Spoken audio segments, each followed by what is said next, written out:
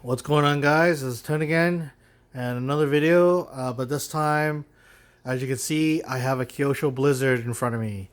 I just picked this up about a week ago off a trade, and to tell you the truth, I am hooked on this little guy.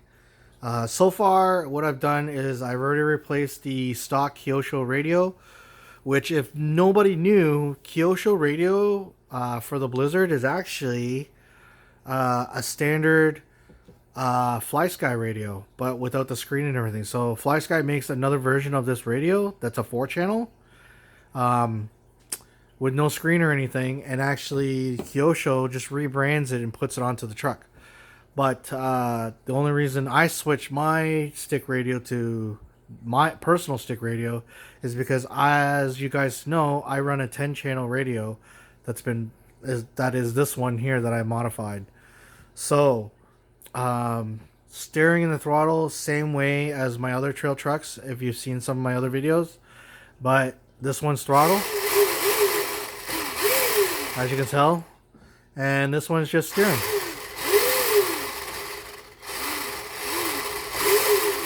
So, how I got it done is, it's a aircraft controller, so it has mixed controls in it. A lot of the new multi-channel controllers, especially pistol grip radios now too, actually have what you call mixed control, and that's how I have this controlled on this truck, because the Kyosho Blizzard is actually a dual motor, dual ESC setup. I'm still running the stock motors and the stock ESCs for now, but I do have a full censored brushless setup going into this truck. So it's going to be super smooth, super torquey. I'm using 21 5-turn censored brushless motors, 540 size, so they're going to be nice and big and torquey. But other than that, I'm not going to go any overkill on this, on power or anything, because I don't want it. I want this to be really functional, really powerful, and work really, really well. Another thing that me and my good friend are actually going to be doing, as you can see here, the lower link for the plow. I got this in a trade, and this broke in the mail by accident, so that's why it's like this. There's actually some aluminum stock going across, bracing this piece on both sides just to hold it in place and keep it strong so it doesn't bend or break anymore. And it's just wrapped in electrical tape for now. But actually, me and my good friend are actually going to be designing that piece in an actual aluminum piece.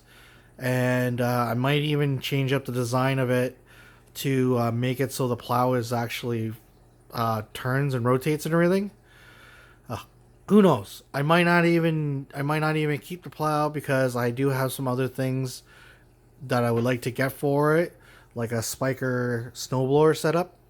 Yeah, I said it. I'm gonna have to save my money for that one, because that thing is almost worth as much as the actual Blizzard. So, but if I get that, I'll probably do something overkill on that. I'll probably do a brushless setup on that, good servos, everything, just the whole 9 yards. But for now, this is what I'm doing so far. I've already upgraded to full bearings on it. I made like shim spacers that go in the slots where the adjusters are for the front, for the chain tensioner and for the rear track tensioner. These things are notorious for coming loose, and then the track and the chain comes loose and everything.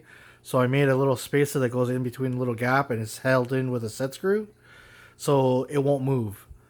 Other plans for this truck is the drive gear, like the drive cog here, the actual drive wheel that actually hooks the chain. There is no bearings in it at all. So we're thinking about redesigning that and making it maybe out of aluminum, or modifying the plastic ones to accept bearings. So it's not just shaft on plastic, it's shaft on bearing. This way it'll rotate a lot smoother. It won't dry up and then, wore out or anything like that. Because you got to keep those things lubricated all the time, or they start to squeak and everything else. And that was the most annoying thing in the world. But those are the plans. Wheels, I'm just going to leave them for now until maybe I can convince my friend to make me them in aluminum. because this truck's going to be running a lot of weight. Main reason why is because I'm actually going to be putting a boom on this truck. So on the back of it, it's going to have an actual working boom that comes out, and it's going to have, you know, a working cable and everything else on it. I am going to change some of the plates to heavier plates to put more weight in it without just throwing wheel weights into it. So I'm going to change some of the panels, the metal panels, to like thicker like stainless steel panels to make it just like stronger and heavier. So because you're going to need some weight for it. And I am actually going to be changing the rear.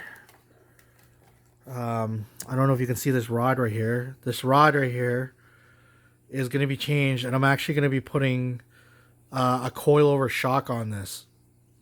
So it'll actually have more tension and more flexibility and everything.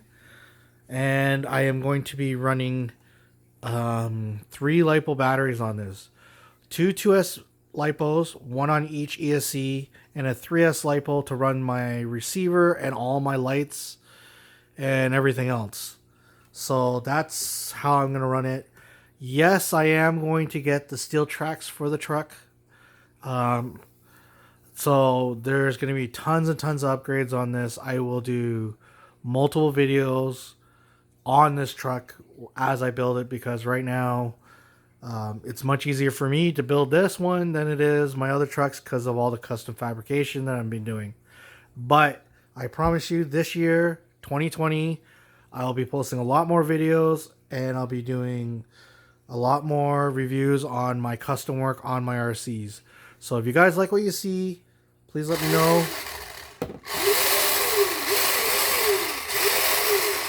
Again, if you like what you see, let me know.